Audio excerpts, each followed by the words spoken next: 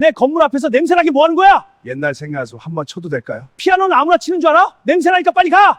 저는 오늘 쓰레기 더미 옆에 버려진 피아노 앞에서 다시 사람으로 살기로 결심했습니다.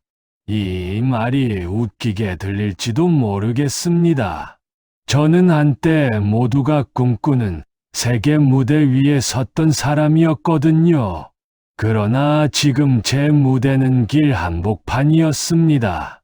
그날도 저는 늘 그랬듯이 술 냄새를 숨기려고 목도리를 코끝까지 끌어올리고 지하철 출구 옆 벤치에 앉아 있었습니다. 사람들은 저를 없는 사람처럼 지나갔고 그게 제게는 차라리 편했습니다. 누군가 제 눈 똑바로 오래 바라보면 제가 더 불쌍해지고 추해지는 것 같았으니까요. 그런데 그날은 뭔가 한 가지 달랐습니다. 인도 그 가로등 아래 쓰레기 봉투들 옆에 피아노가 한 대 놓여 있었습니다. 건반 몇 개는 들어가서 안 올라왔고 뚜껑은 삐걱거리며 제대로 닫히지도 않았습니다. 그 위에 빨간 글씨로 폐기 예정 스티커가 붙어 있었습니다. 저는 그걸 보자마자 가슴 한쪽이 콱 눌렸습니다. 나랑 똑같네. 버려진 건 물건이 아니라 사람의 시간이라는 걸 저는 너무 오래 살아서 알았습니다.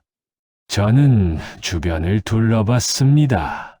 다들 바쁘게 지나가고 아무도 그 피아노에 관심이 없었습니다. 마치 사람들이 저를 대하는 것처럼요. 그리고 저는 피아노 의자에 앉았습니다. 건반에 손을 올리자 이상하게 손끝이 떨렸습니다. 술주정 때문에 떤 게 아니었습니다. 오래된 약속을 어기려는 사람처럼 겁이 나서 떨렸습니다. 저는 마지막으로 술에 찌들어 살기 전 피아노 앞에 앉아 있었던 날을 기억해내려 했습니다. 기억은 한 문장으로 끝났습니다. 아내가 살아있던데 제 아내는 제가 연주를 끝내고 돌아오면 항상 현관 앞에서 기다리고 반겨주던 사람이었습니다. 시간이 몇 시든 눈이 오든 비가 오든 항상요. 당신, 오늘도 고생했어. 배고프지? 밥 먹자. 당신 좋아하는 반찬 해놨어. 그 아내의 말들이 세상 어떤 박수보다 따뜻했습니다. 그런데 아내가 떠난 뒤 집은 급하게 조용해졌고 조용해진 만큼 제 마음은 복잡하고 시끄러워졌습니다. 잠이 안 오기 시작했고 어느 날부터는 건반 위에 손을 올리면 마치 건반을 거부하듯 손이 말을 듣지 않았습니다. 그때 가족들이 제게 했던 말이 아직도 귀에 박혀 있습니다. 아버지, 이제 그만하세요. 이젠 그런 거로 먹고 살 시대가 아니잖아요.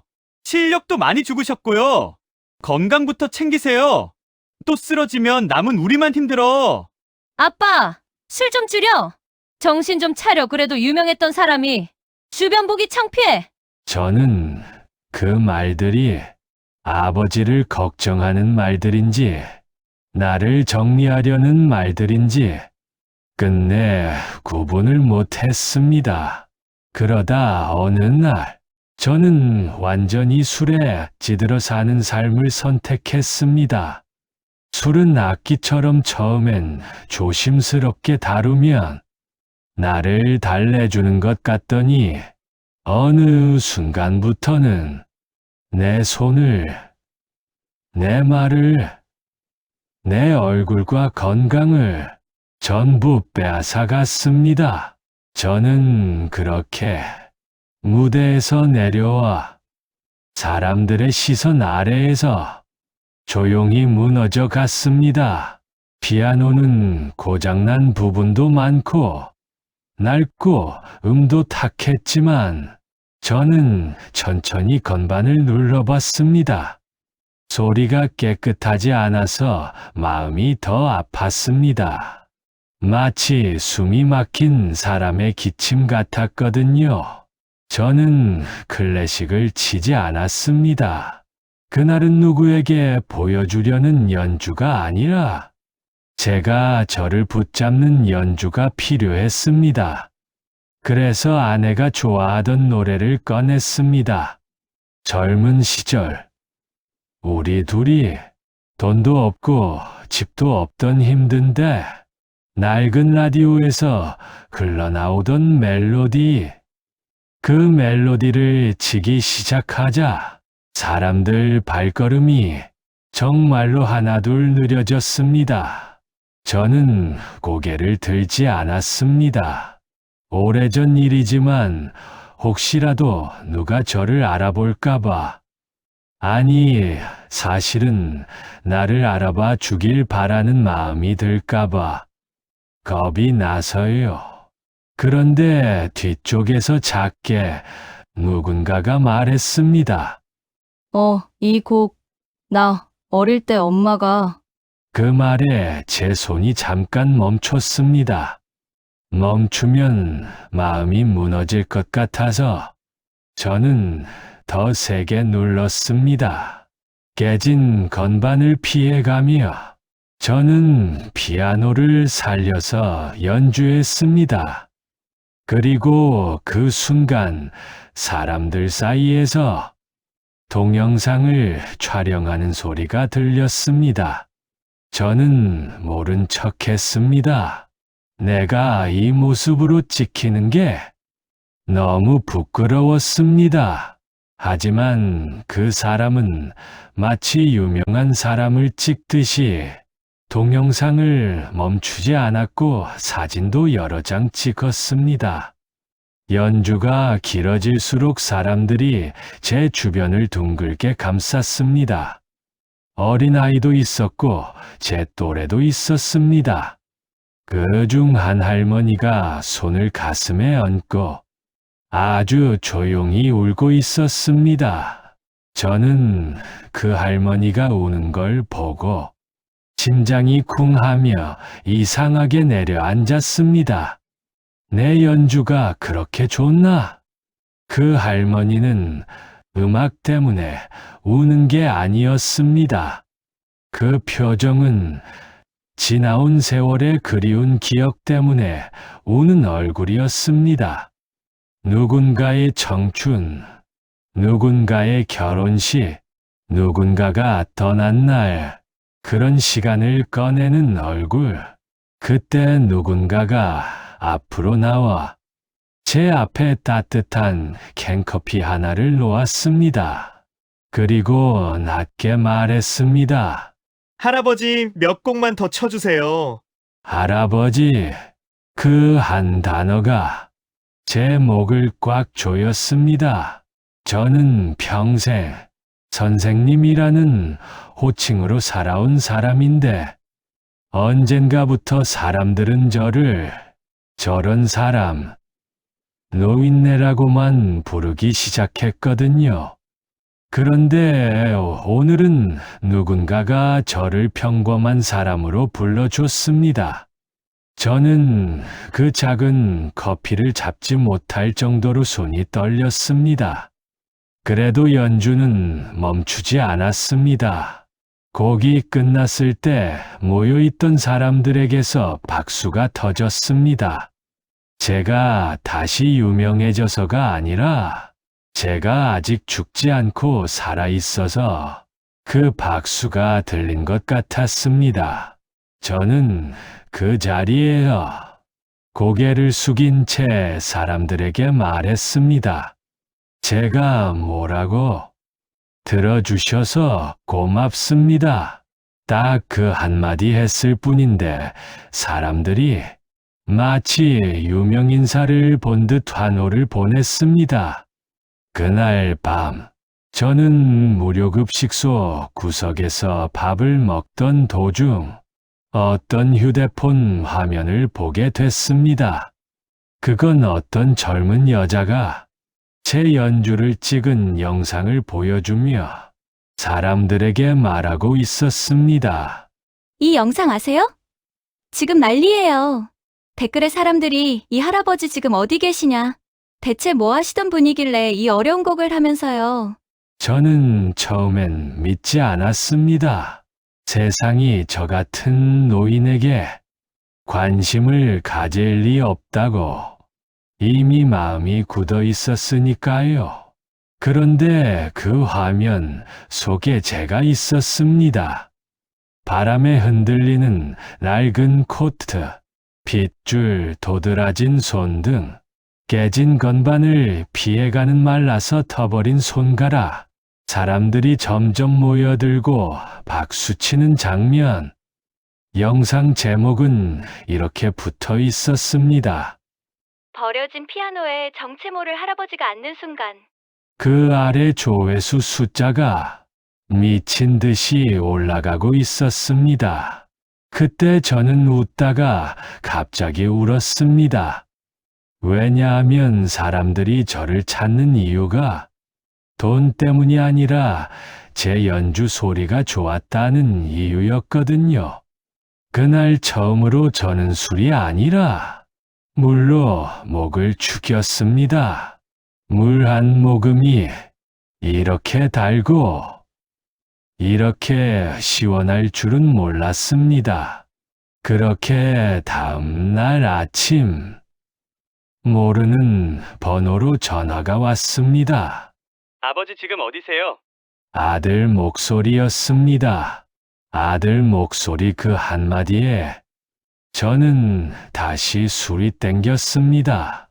아니, 술이 아니라 모멸감이 올라왔습니다. 왜 이제 와서 나를 찾는 거지? 버릴 땐 언제고? 왜 내가 길바닥에서 망가진 모습으로 세상에 퍼지고 나서야 전화를 하지?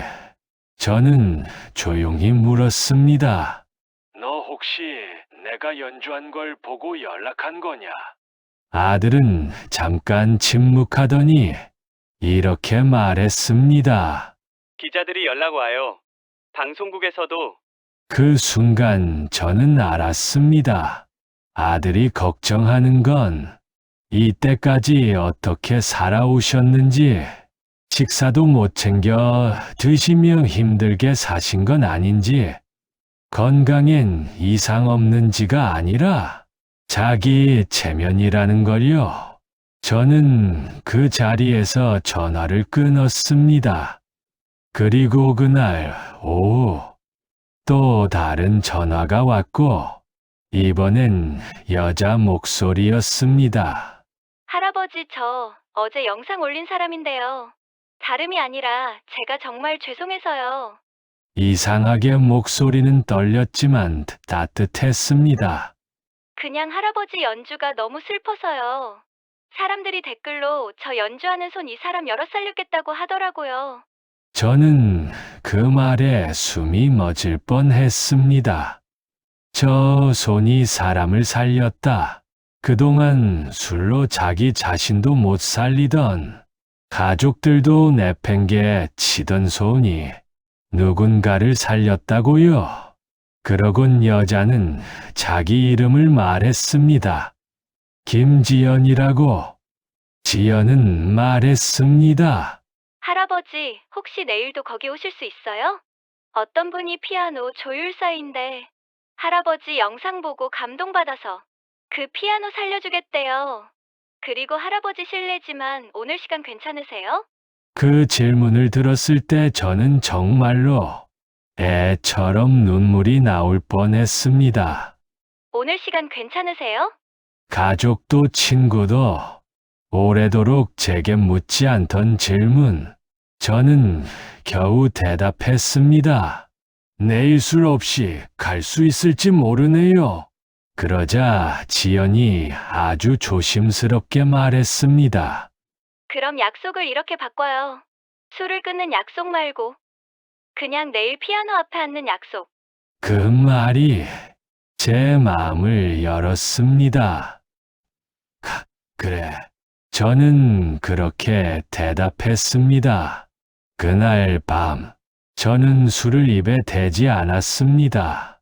대신 손가락을 움직이며 공중의 건반을 그리며 연주를 했습니다. 사람이 다시 살려면 먼저 내일을 그려야 하더군요. 다음 날 저는 그 자리로 갔습니다. 놀랍게도 사람들이 이미 기다리고 있었습니다. 누군가는 의자를 가져왔고, 누군가는 따뜻한 차를 들고 있었고, 누군가는 제 앞에 작은 담요를 내려놓았습니다. 그리고 피아노는 어제보다 조금 깨끗해져 있었습니다. 폐기 예정 스티커가 떼어져 있었고, 망가진 건반 몇 개가 임시로 수리되어 있었습니다. 그때 지연이 제 옆에 조심스럽게 다가와 낡은 가죽 케이스 하나를 놓았습니다. 할아버지, 이거 혹시 할아버지 거 아니에요? 저는 숨이 턱 막혔습니다. 그건 제 악보 가방이었습니다.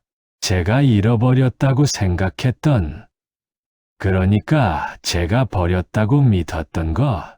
저는 케이스를 열었습니다. 맨 위에 한 장의 종이가 있었습니다.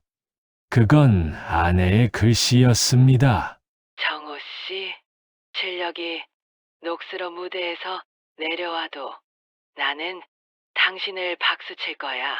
당신이 살아 숨쉬는 게 나에겐 제일 크고 감동적인 연주니까. 저는 그 자리에서 정말 무너졌습니다. 세상에 사람은 많지만 내 마음을 그렇게 적어준 사람은 딱 한 명이었으니까요. 저는 악보를 끌어안고 사람들이 보는 앞에서 한참을 울었습니다. 그리고 울면서 처음으로 인정했습니다. 나는 아내도 아내지만 내 존엄을 잃어서 무너진 거였구나. 그때였습니다. 사람들 뒤쪽에서 누군가가 앞으로 걸어 나왔습니다. 잠깐 그 실루엣을 보자마자 저는 심장이 멈추는 줄 알았습니다. 그 실루엣은 바로 제 딸이었습니다. 딸은 제 앞에서 멈춰 서더니 입술을 한번 깨물었습니다. 그리고 아주 조용히 저를 불렀습니다. 아빠. 저는 대답을 못했습니다. 그 한 단어가 너무 오래 기다리던 소리였거든요. 딸은 제 손을 보며 말했습니다. 나 아빠 손 이렇게 된 거 처음 봐. 딸의 눈물이 툭 떨어졌습니다. 아빠, 미안해. 나 아빠가 술 먹는 게 싫어서 아빠를 그냥 밀어냈어. 저는 그 말이 솔직해서 더 아팠습니다. 딸은 한 걸음 더 다가와 제 무릎 앞에 앉았습니다. 근데 어제 영상 보고 아빠가 술 때문에 망가진 게 아니라 아빠가 가족과 아빠의 존엄을 잃어서 망가진 거라는 걸 처음 알았어. 저는 딸의 머리 위로 눈이 시려웠습니다. 딸은 떨리는 목소리로 계속 말했습니다. 아빠, 나 사실 엄마 돌아가고 나서 아빠가 무너질 때 내가 제일 먼저 아빠 편 들어야 했는데 나도 힘들어서 도망쳤어. 그리곤 오빠가 말했어. 아빠는 우리 때문에 힘든 게 아니라 원래 그런 사람이라고. 딸은 울면서 제 손을 잡았습니다. 근데 아니잖아. 아빠 원래 그런 사람 아니잖아. 다정하고 따뜻한 사람이잖아. 그 순간 제 안에서 돌처럼 굳어 있던 무언가가 조용히 갈라졌습니다. 저는 곧바로 딸에게 사과했습니다. 아빠가 미안하다. 가족 대신 술을 선택한 건 아빠가 약해서 그랬다. 어른답지 못했어. 딸은 고개를 저었습니다. 약해서가 아니라 혼자여서 그랬던 거야. 그 말이 저를 끝내 울게 만들었습니다. 그때 사람들 틈에서 낯익은 목소리가 또 들렸습니다. 아버지, 아들이었습니다. 아들은 사람들 눈치를 보며 급히 제게 다가왔습니다. 아버지, 우리 집에 가요. 이런 데서 이러면 그 말에 딸이 먼저 일어섰습니다. 딸은 아들에게 처음 보는 얼굴로 말했습니다. 오빠, 이런 데서 이러면 창피한 건 아빠가 아니라 너야. 너 뭘 알아? 아버지 술 때문에 우리 집이 딸이 울먹이며 소리쳤습니다. 엄마 돌아가고 아빠가 무너졌을 때 우리가 아빠를 한 번이라도 지킨 적 있어? 아빠한테 괜찮으세요? 식사는 하셔야죠. 라고 한 번이라도 물어봤어. 사람들이 조용해졌습니다. 그 조용함 속에서 제 손은 다시 떨리기 시작했습니다. 아들은 제게 이제야 진짜로 묻는 듯한 목소리로 말했습니다. 아버지 정말 여기까지 오신 거예요? 저는 고개를 들었습니다. 그리고 아들을 처음으로 똑바로 바라봤습니다. 그래, 너희가 날 내려놓은 자리까지 왔다.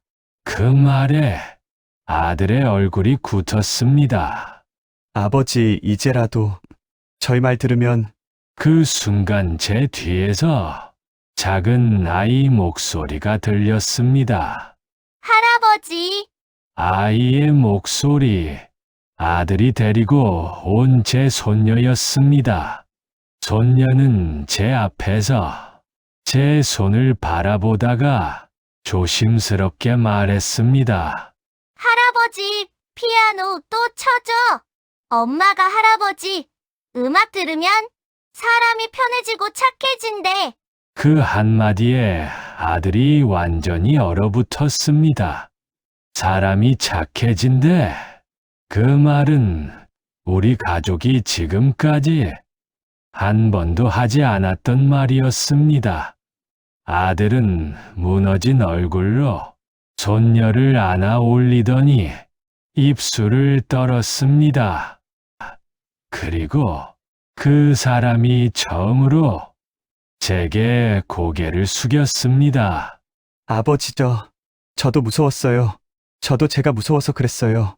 아들이 울었습니다. 그 눈물은 체면을 지키기 위한 눈물이 아니었습니다. 아버지가 무너지는 게 무서웠고 제가 아버지를 살릴 자신이 없어서 도망치듯이 아버지를 정리하려고만 했어요. 엄마가 돌아가고 나서 집이 너무 조용해졌는데 그 조용함을 견딜 자신이 없어서 아버지 탓을 했어요. 아들은 제 앞에서 어깨를 들썩이며 울었습니다. 아버지 정말 죄송합니다. 그 한마디가 저를 다시 사람으로 만들었습니다. 저는 그 자리에서 바로 화해하지 않았습니다. 왜냐하면 화해는 눈물로만 하는 게 아니라 시간으로 하는 거니까요. 저는 조용히 말했습니다. 대신 조건이 있다. 아들과 딸이 동시에 고개를 들었습니다. 나는 다시 술에 찌는 삶으로 돌아가지 않겠다. 하지만 그러려면 나 혼자 힘으로는 안 되는 거 알지? 병원에 가서 알코올 중독 치료를 받을 거다. 대신 너희도 항상 함께 와서 같이 받아줘라. 나를 관리하려 하지 말고 나를 사람 아니 아버지로 대해줬으면 하는구나. 아들은 울며 고개를 끄덕였습니다. 네, 아버지. 제가 항상 같이 가겠습니다. 걱정 마세요. 딸이 제 손을 더 꼭 잡았습니다. 아빠, 나도 같이 갈게. 그때 지연이 한 발짝 뒤에서 조용히 웃었습니다. 저는 그 미소를 보고 마음속으로 한번 고개를 숙였습니다. 세상은 아직 나 같은 사람을 버리지 않았구나. 그날 연주는 제가 살아 돌아오는 저 걸음이었습니다. 며칠 뒤 우리는 같이 병원에 갔습니다. 의사가 제게 물었습니다. 선생님, 제일 힘드셨던 게 뭐였어요? 저는 숨을 고르고 말했습니다. 제가 유명했다가 은퇴한 것보다요. 제가 쓸모 없어진 것 같은 게 더 힘들었어요. 의사는 고개를 끄덕였습니다. 제가 보기엔 어르신은 전혀 쓸모없지 않으신데요. 병원에 이렇게 항상 같이 동행하는 자녀분들은 처음 봅니다. 그 말이 그날의 두 번째 연주였습니다. 한 달쯤 지나 그 고물 피아노는 새 것처럼 살아났습니다. 조율사가 무료로 손을 봐줬고, 어떤 분은 건반 덮개를 새로 달아줬고, 어떤 분은 이 피아노를 우리 동네 문화센터 가운데 놓자고 했습니다. 그리고 문화센터 작은 강당에서 저는 아주 작은 연주회를 했습니다. 큰 무대는 아니었습니다.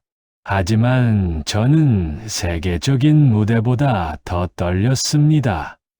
맨 앞줄에 딸이 앉아 있었고, 아들이 앉아 있었고, 아들 옆엔 손녀가 앉아 있었습니다. 손녀는 제 연주가 시작되자 눈을 동그랗게 뜨고 입을 크게 벌리며 깜짝 놀랐습니다. 그 표정을 보는 순간 저는 울컥했습니다. 내가 결국 원했던 건 박수가 아니라 가족들의 감동받은 표정이었구나. 연주 중간에 저는 마이크를 잡았습니다. 이 곡은 먼저 떠난 제 아내에게 바칩니다. 딸이 고개를 숙였고 아들이 눈을 감았습니다. 그리고 이 곡은 저 같은 인생을 산 사람에게 바칩니다. 이 인생에서 가장 아픈 건 돈과 명예가 떨어지는 게 아니라 가족들에게 내 이름이 지워지는 겁니다. 오늘 이 자리에서 저는 제 이름을 다시 찾았습니다. 연주가 끝났을 때 박수보다 먼저 아이의 목소리가 울렸습니다. 할아버지 최고! 그 한마디 저를 살게 했습니다. 아들은 사람들 앞에서 제게 다가와 말했습니다. 아버지, 제가 늦었지만 이제부터라도 아버지 편 해도 될까요? 아빠, 그동안 죄송했어요. 우리 앞으로는 절대 떨어지지 말아요. 저는 그 순간 알았습니다. 가족은 처음부터 완벽한 사람들이 모여서 되는 게 아니라 끝까지 돌아와 주는 사람들이 모여서 되는 거라는 걸요. 저는 딸의 머리를 쓰다듬으며 말했습니다. 그래, 대신 한 가지 약속하자. 서로를 재지 말자. 살아있는 것만으로도 우리는 충분히 값지다. 딸이 울면서 웃었습니다. 아빠, 알겠어요. 저 지금 너무 행복해요. 그리고 마지막으로 제가 이 이야기를 듣는 분들께 꼭 드리고 싶은 말이 있습니다. 50대, 60대, 70대 여러분, 우리는 평생 참으며 살았습니다. 가족을 위해, 집을 위해, 체면을 위해. 그런데 참다 보면 어느 순간 내 마음이 먼저 버려집니다. 그럴 때는 혼자 술 마시며 버티지 마세요. 누구든 좋습니다. 한 사람에게라도 말하세요. 나 오늘 괜찮지 않다. 그 한마디는 도망이 아니라 살아남는 기술입니다. 저는 버려진 피아노 앞에서 그 한마디를 처음으로 제 마음에 해줬습니다. 나는 아직 끝나지 않았다. 그리고 지금도 그 말은 유효합니다. 여러분도 끝난 사람이 아닙니다. 당신의 이름은 아직 다시 울릴 수 있습니다. 시청해 주셔서 감사합니다.